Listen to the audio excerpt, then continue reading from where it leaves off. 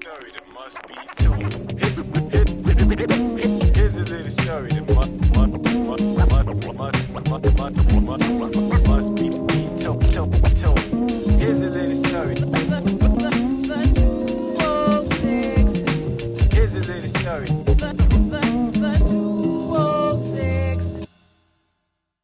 My name is Larry Mizell Jr. I was born in Pasadena, California. Moved here at the end of '91, right around the same time that Baby Got Back hit here in Seattle and Teen Spirit hit out here.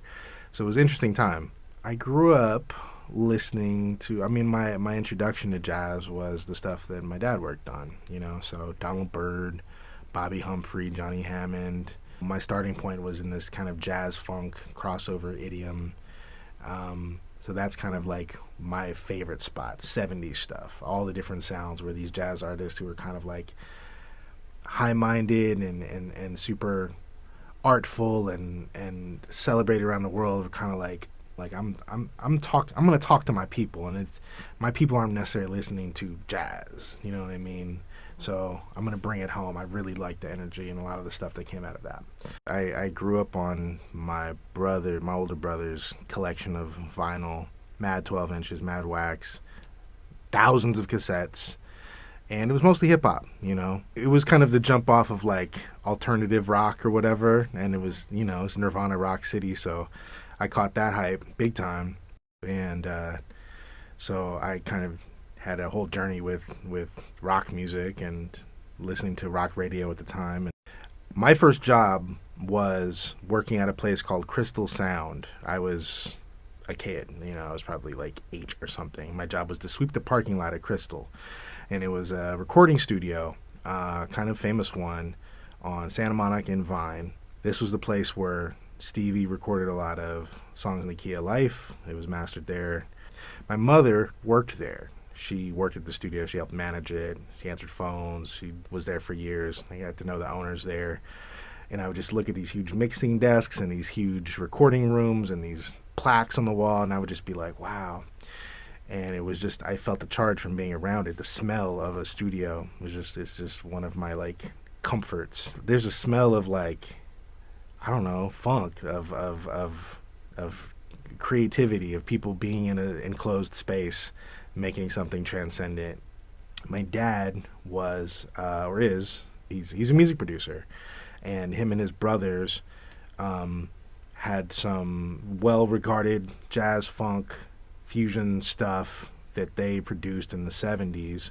I think their biggest hit as a unit would have been working on Discovering a Taste of Honey and their debut album and their song Boogie Oogie Oogie. They got the Grammy for Best New Artist in the 77. But also my uncle, Fonz, who was part of the production team, he had kind of kicked off the whole music production career and enticed my dad away from his aerospace career because he had co-produced and co-written the first 3 singles for the Jackson 5. So ABC, The Love You Save, I Want You Back, Motown Records, when they moved out west. So just being around musicians and feeling that energy was always a big part of my life. My mom kind of sent me up here because LA was getting super hairy, and she just kind of wanted me out of the mix. We lived in the jungle. We lived in Crenshaw District. It was hot. And my older brother, he was definitely like, in the mix and getting locked up, pretty regularly. I was always a bit of a nerd. Street shit is like something you have to opt out of. You're already opted in just because of where you live. You know what I mean? So I think she kind of wanted me out of those environments, and I get it because there was this palpable tension. And that's why when the riots happened, it wasn't a surprise to anybody who'd been there. So I moved up here. I was living with my godmother, and I don't know. I just was kind of out of sorts and trying to figure out who I was. I didn't even know what a Seattle was until I heard I was moving here pretty much. When I think of like my first exposure or my first memories of hip-hop here in Seattle, I think of living in an apartment on Rainier in Alaska and a car going by blasting Drew Downs' Ice Cream Man, with the Loonies. I think it was the Loonies' first appearance on Wax. And I just remember that. There was just something about that Bay Area West Coast sound was super big. I want to say it was around the time I graduated from Franklin, 1996. I got hip to the compilations that were coming out around the time. So I bought Do the Math from Tribal Productions, 14 Fathoms, Deep. I started buying mixtapes, Be Mellow, Topspin. Man, I loved my Topspin tapes. I need it from the top, man. Blendiana Jones, master of blending. It's his blends. I think that's the biggest innovation I've seen him do, where he's just like, this is my pocket, this is my lane, and he's so great at it. He had this thing, KTOP. It was like his radio station, right? So his mixtapes weren't just a mixtape. It was a presentation based around radio, which was kind of lacking for local hip-hop representation. I listened to those, and I was like, oh, this is dope. And it sounds like this place. You know what I mean? It sounds like Seattle. Some of my old homies were rave promoters, right? So I would start going to a lot of raves, started going to a lot of parties. The thing is, you would find a lot of hip-hop at those things. De La Soul, Farside, Black Sheep. You would see people who were like hip-hop cats. You would see people who were kind of thugs, and maybe it was their first raves. By the end of the night, you see them like up against the wall, kind of like with a grin on their face. Maybe somebody's like dancing on them or something like that. It was such a cool mix. I had never seriously considered being creative in a musical sense. I always like illustrated, I always drew. In fact, me and King Khazm, that's what we used to do. We used to draw hella art classes at Franklin. So I thought that's what I was going to do. I wanted to draw comics or be an animator or something like that.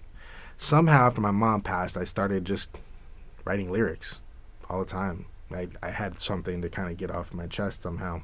I started getting with a homeboy who was doing a lot of the same, freestyling all the time. So we used to do that. Just in the crib, freestyle, battle each other, da-da-da-da. And he would hype me up, I would hype him up. And that's how we formed our first group I was in, called Cancer Rising, which Khazm, Mad Crew, put out. So that's really how I first started making it my own via hip-hop, you know. The members of Cancer Rising, myself, rapping under the name Gatsby, and my boy Josh, he was rapping under the name Judas. So Gatsby, Judas, my man Tiles One, our DJ, that was Cancer Rising. Well, Cancer Rising's first real show was at a place right across the street from Chop Suey with Cypher Alliance.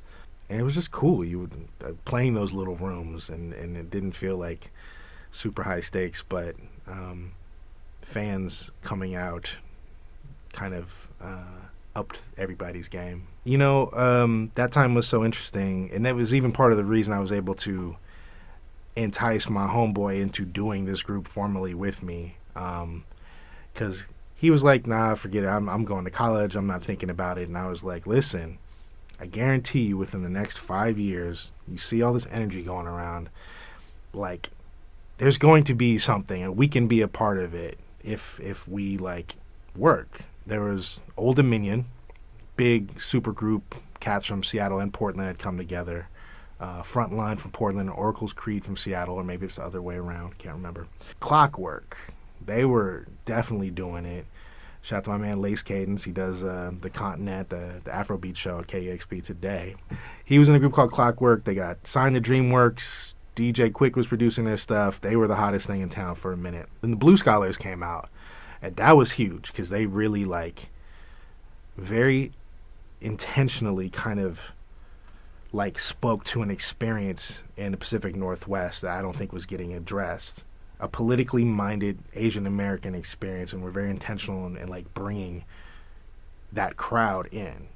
The Blue Scholars time is when we started to see fans coming in and people being fans of Seattle hip hop on a different level. I'm sure I know that there were fans for hip hop before. I know Mix-a-Lot had fans, you know what I'm saying? I'm not saying that they invented it, but in the kind of like local, independent, not super like platinum record reality, we started to see fans at shows. Gabriel, who'd been doing stuff the whole time, Gabriel Teodros, Kings or Khalil back then. There were just so many great artists. Macklemore, of course. He had done his thing. I think he dropped a record in 2001 as Professor Macklemore. So there were just all these cats. We were all playing on bills together. Me and Ben Macklemore, every time we talk, it's like we talk about a time when I think there was a show we played where we were paid in plates of spaghetti. It's like, yeah, it was like that once upon a time. I think everybody's got their version of a plate of spaghetti that they got for a show at some point. There was a big change in the just scene of going to see live music. There had been the teen dance ordinance since I want to say the 80s or maybe earlier. So that really shut young people out of going to a lot of shows. Hip-hop was just kind of starting to come out of that. So seeing fans, young fans, kind of cutting their teeth. For some of them, and lots of people I've talked to in years since, their first hip-hop experience might have been like that time. Might have been the Blue Scholars or Macklemore. I started rocking with my brother Bless, who I'd met. He came up here from Portland. I asked him to produce the last Cancer Rising record, and we started doing some stuff on our own. We had a group called They Live, and then we had to change our name. So I think we became Mash Hall, which was his old group. Then a new thing called Don't Talk to the Cops, and we did that for a while. And I was in groups besides that. I was in a group called Night Owls. Shout out to Barfly, Mr. Hill, Old Dominion. I was in the age when you would have to be in a battle if you were like a real factor in the scene of any type. I didn't have some illustrious battle career, but we had to do it. It was a different time, early 2000s. I always loved writing, creative writing. I always had a yen for it somehow. I used to frequent message boards when that was a thing, right? So a message board is like it's like Reddit basically. It's a text-based forum where people go, and there'll be a header topic and people would post about that, and that's what a message board would be. The editor of a local magazine called The Tablet, this cat Dan Halligan, I want to say, posted on there, and he was like, I'm looking for people to write about local hip-hop. I need somebody to review music, and I need somebody to write a column. And I was like, huh. And it was like no pay, but the thought of getting free music and of going to shows, it didn't cost a whole lot to go to a show, but I didn't have a lot of dough. It was like a hustle to me. Mm-hmm. But I ended up getting the job like reviewing CDs and stuff like that. So I did that for a couple of years. The cat who used to write the column for the Tablet magazine had moved over to The Stranger at some point. He was writing a hip-hop column, and he quit the Stranger job. So then The Stranger was like, we're looking for somebody to write a hip-hop column. I went for that. Not really sure what would be the outcome of that, because I used to like write letters into The Stranger, and I would just be like, you guys don't know anything, man. You're factually wrong about so many things, and let me tell you. I used to like have this relationship with a writer who's still there, one of the main editors, Charles Mudede. I went interviewed for the column gig, and it was with Charles, and I was just like, oh, man.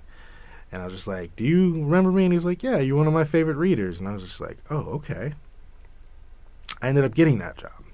And I wrote for The Stranger a hip-hop column called My Philosophy for 12 years. I would talk about the world from a hip-hop point of view, is how I thought about it. People were sending plenty of letters my way, for sure, and lots of demos, and mostly a lot of love, and that's what I try to focus on. There were people who were like, fuck you, Larry, you didn't, like, give us a good write-up. My perspective on it was, I want to help bolster the work of all these people. I wanted to be a cheerleader for the scene that I loved. I talked to people who listen to me on the radio today, and they're like, I grew up reading you talking about Seattle hip-hop, and that means the world, I got into radio because of the newspaper column, writing for The Stranger. There's a local music show, long-running on KEXP, called Audio Oasis, and I want to say at the time, John Richards, who does the morning show and is like our marquee DJ, he was doing that show at the time. He reached out and he's like, I would love for you to come in and talk about what's going on in the hip-hop scene locally. Bring some of the stuff you're excited about. That's how I first started getting a rapport with KEXP. I was a listener since it was KCMU. That station put me onto every kind of music. It deepened my appreciation for every kind of music. And then at some point, John hit me and he was like, there's a job opening up for the host of Street Sounds, the hip-hop show. I want you to do it. It wasn't like, I want you to apply. I want you to do it. And if you want, it starts on Sunday. And I was just like, huh? I've been to the radio station. I've talked on a microphone with you, but like being behind the board, choosing music for 3 hours, like that's crazy. I shadowed a couple people, a couple nights, and then I went in and started, and it was a blast. And radio's been my favorite facet of like my music career, or my career, my life in music. It's wonderful. You know, I love to curate and go unexpected places and explore, and I get to do it, and it's well received, and I love getting to do it so much. The show that I host in the afternoons, I'm the director of editorial, so there's a whole team that I work with. We produce podcasts, blogs, people younger than me who used to read me writing are music writers and doing a killer job, right? And we're now producing like award-winning podcasts and stuff like that. So we started with a podcast about a collective called Black Constellation out of Seattle. I happen to be a part of. This wasn't my idea, even. That caveat is important. But through it and through talking about subjects that I was really familiar with and that I care about a lot, like my man Ishmael from Shabazz Palaces and Stas and Just Moni and just all of these brilliant artists, and kind of talk about some of the ways that Seattle erases culture, existence, fun, cool shit, if it's left to its own devices. You know, this last year we did a whole 50 years of hip hop podcast. Got an award and some looks for that, and that was a lot of fun.